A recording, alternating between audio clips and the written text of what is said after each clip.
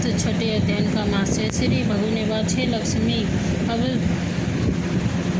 छठे अध्ययन का मास्य सुन। गोदावरी तट पर एक नगर था। वहाँ एक ज्ञान स्रोती राजा बड़ा धर्मज्ञ था।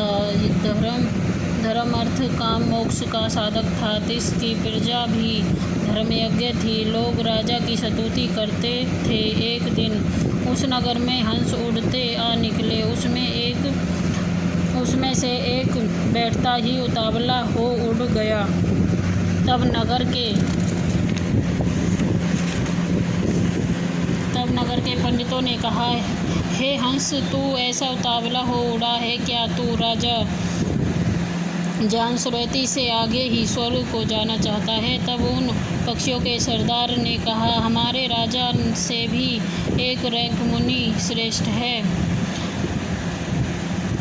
वह बैकुंठ का अधिकारी होवेगा। बैकुंठ लोक स्वर्ग से भी ऊंचा है। तब जब वह वार्ता राजा ने श्रवण की, तब मन में विचार करी कि मेरे से उसका पुण्य बड़ा होगा जिसकी यह हंस स्तुति करते हैं। विचार कर कहा, उसका दर्शन करें। राजा ने सारथी से रथ मंगवाकर सवारी करी। प्रथम बनारस श्री काशी जी में जाकर गंगा में स्नान किया, दान किया, शिवजी महाराज का दर्शन किया। फिर लोगों से पूछा, यहाँ कोई रैंक मुनि भी है? उन्होंने कहा, नहीं। तब राजा पश्चिम दिशा को गया। जहाँ जहाँ तीर्थों पर गया, तहाँ तहाँ जाकर स्नान करके रैंक मुनि को पूछा। फिर राजा उत्तर दिशा को गया। बद्रीनाथ जी को परसा। वहाँ से राजा का रथ आगे ने चला। तब राजा ने कहा, मैंने सकल धरती की पदतृषा करी है। किसी स्थान पर मेरा रथ नहीं अटका। यहाँ रथ अटका है। यहाँ कोई पुण्य आत्मा रहता है जिसके तेज से मेरा रथ नहीं चलता।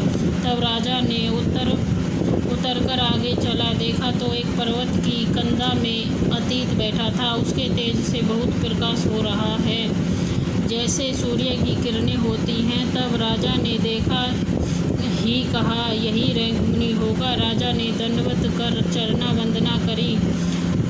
हाथ जोड़ के स्तुति करी, हे गोसाई जी, आपके दर्शन कर मेरा कल्याण हुआ। आज मेरा जन्म सफल हुआ।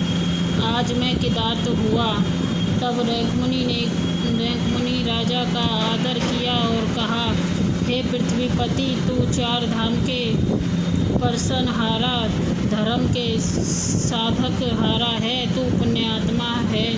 सत्कार सहित राजा को अपने साथ बिठा लिया। तब कंदमूल मंगवाकर राजा को दिया। तब राजा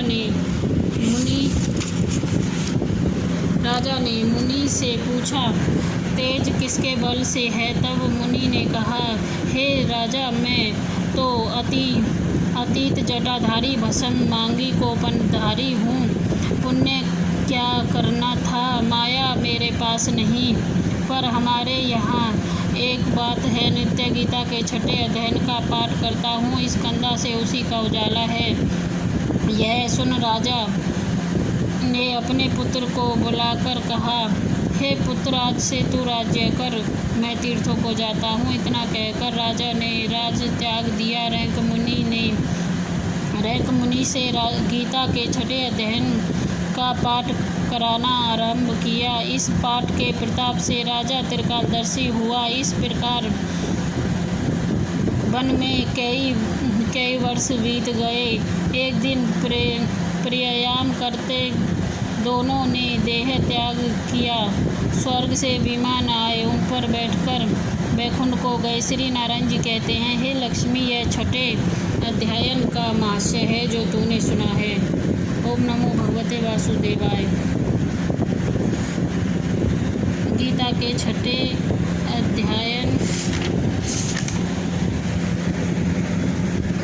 अध्ययन का महात्म्य संपूर्ण हुआ। ओम नमो भगवते वासुदेवाय नमः।